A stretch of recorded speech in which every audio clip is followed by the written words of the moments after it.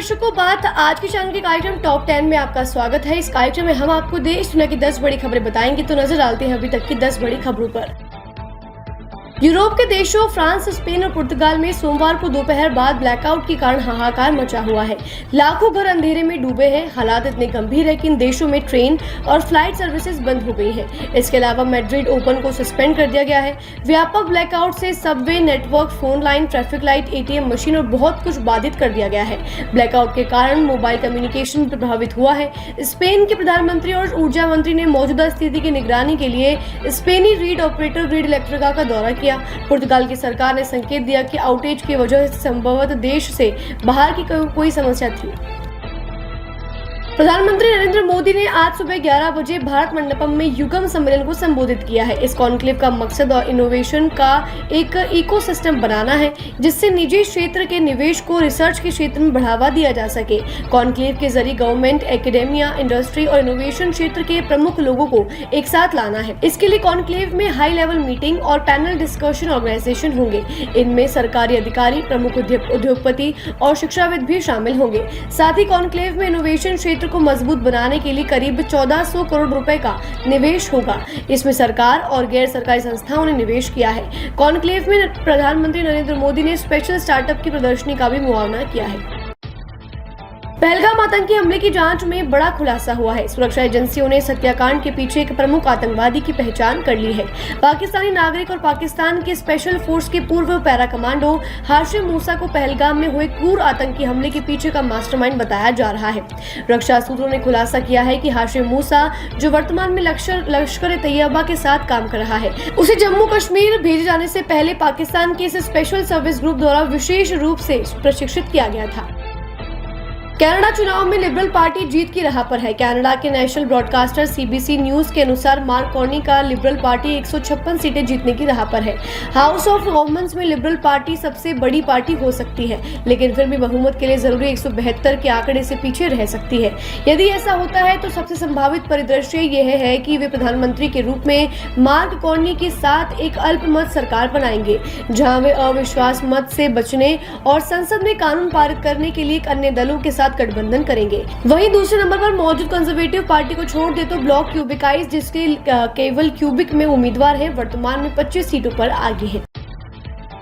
राहुल गांधी ने रायबरेली और अमेठी के 2 दिवसीय दौरे की शुरुआत की है। राहुल ने आज सुबह 9:30 बजे बछरावा के कुंदनगंज से विशाखा फैक्ट्री में 2 मेगावाट सोलर रूफ प्लांट एवं अटैक इलेक्ट्रिक चार्जिंग स्टेशन का उद्घाटन किया है। यहां से राहुल गांधी शहर के सिविल लाइन पहुंचे, जहां नेताजी सुभाष चंद्र बोस की प्रतिमा का अनावरण किया और 11 बजे बचत भवन में दिशा की बैठक में शामिल हुए। राहुल गांधी शाम को 4:30 बजे विधानसभा सरिनी के बूथ अध्यक्षों के साथ मुराईबाग डलमऊ में बैठक करेंगे। इस बैठक में जिले के सभी विधायकों, एमएलसी, ब्लॉक प्रमुखों और जिला पंचायत अध्यक्ष को भी न्योता दिया गया है। अयोध्या में रामपथ पर मांस और मदिरा की बिक्री पर प्रतिबंध लगाने पर अयोध्या के मेयर गिरीशपति त्रिपाठी ने कहा, नगर निगम कार्यकारिणी की बैठक में हमारे पार्षदों ने प्रस्ताव रखा था कि अगर रामपथ पर कोई भी प्रतिबंधित वस्तु बेची जाती है तो यह हमारी सांस्कृतिक गरिमा के अनुरूप नहीं है। उसके बाद हमने एक प्रस्ताव पारित किया और जिला मजिस्ट्रेट को एक पत्र भेजकर रामपथ पर शराब की दुकानों को बंद करने का अनुरोध किया है और जिन विक्रेताओं की यहाँ मांस की दुकानें हैं उन्हें भी अपनी दुकानें ट्रांसफर करने के नोटिस दिए जा रहे हैं। नगर निगम और जिला प्रशासन के इस फैसले से राम भक्तों और हिंदुओं ने खुशी जाहिर की है। अफगानिस्तान में अमेरिका के पूर्व प्रतिनिधि जलमे खलीलजाद ने कहा कि पाकिस्तान आज भी चरमपंथी और आतंकवादी समूह का समर्थन देना जारी रखे हुए है। खलीलजाद ने कहा, अगर यह देश आतंकवाद से लड़ने के बारे में वास्तव में गंभीर है तो यह असंभव है कि ऐसे केंद्रों का अस्तित्व आईएसआई की नजरों से छिपा हो। पाकिस्तान के रक्षा मंत्री ख्वाजा आसिफ ने स्काई न्यूज से बात करते हुए स्वीकार किया कि पाकिस्तानी सरकार पिछले 3 दशकों से आतंकवादी समूह का समर्थन कर रही है। उन्होंने कहा, हम 3 दशकों से अमेरिका, ब्रिटेन और पश्चिम के लिए ये गंदे काम कर रहे हैं। ये गलती थी और इसलिए हमने इसके लिए दोषी ठहराया जा रहा है। भारत के तीनों सेनाओं के महत्वपूर्ण पदों पर 1 मई से बड़ा बदलाव होने जा रहा है। वायुसेना को जहां नया उप प्रमुख मिलेगा, वहीं तीनों सेनाओं को नया CISC मिलेगा। इसके अलावा सेना की उत्तरी कमान की जिम्मेदारी लेफ्टिनेंट जनरल प्रतीक शर्मा संभालेंगे। 30 अप्रैल को वर्तमान अधिकारी सेवानिवृत्त हो रहे हैं। एयर मार्शल अनमदेश्वर तिवारी भारतीय वायुसेना के नए उप प्रमुख का पद संभालेंगे। वहीं मौजूदा एयर मार्शल SP धारकर की जगह लेंगे, जो 30 अप्रैल को सेवानिवृत्त हो रहे हैं। इसके अलावा तीनों सेनाओं के एकीकृत रक्षा स्टाफ को चीफ ऑफ स्टाफ कमेटी के अध्यक्ष के रूप में एयर मार्शल आशुतोष दीक्षित कार्यभार संभालेंगे। आपको बता दें, CISC तीनों सेनाओं के बीच समन्वय के लिए जिम्मेदार है, जो CDS स्टाफ का हिस्सा है।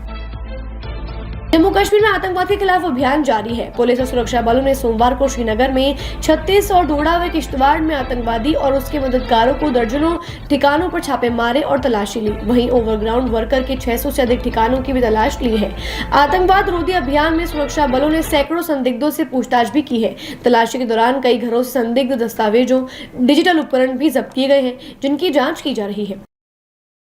जम्मू कश्मीर के मुख्यमंत्री उमर अब्दुल्ला ने विधानसभा से एकजुटता का संदेश दिया है। मुख्यमंत्री उमर अब्दुल्ला ने कहा, लाशों पर कोई सियासत नहीं। विधानसभा के विशेष सत्र में सीएम उमर ने कहा कि यह मौका जम्मू कश्मीर के लिए पूर्ण राज्य के दर्जे की मांग का नहीं है। मैं 26 लोगों की लाशों पर कोई सियासत नहीं करूंगा।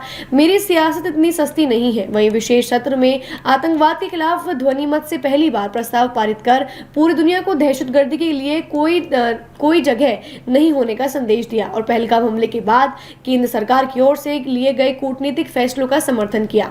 उमर ने कहा, 26 साल में पहली बार बिना किसी आह्वान के लोग खुद बाहर आए हैं। इस बदलाव को हमें कायम रखना होगा। आतंकवाद के खिलाफ सत्ता और विपक्ष एक मंच पर दिखेंगे। टॉप 10 में आज के लिए बस इतना ही। कल फिर नई खबरों के साथ हम होंगे आपसे रूबरू। तब तक के लिए लीजिए इजाजत। नमस्कार।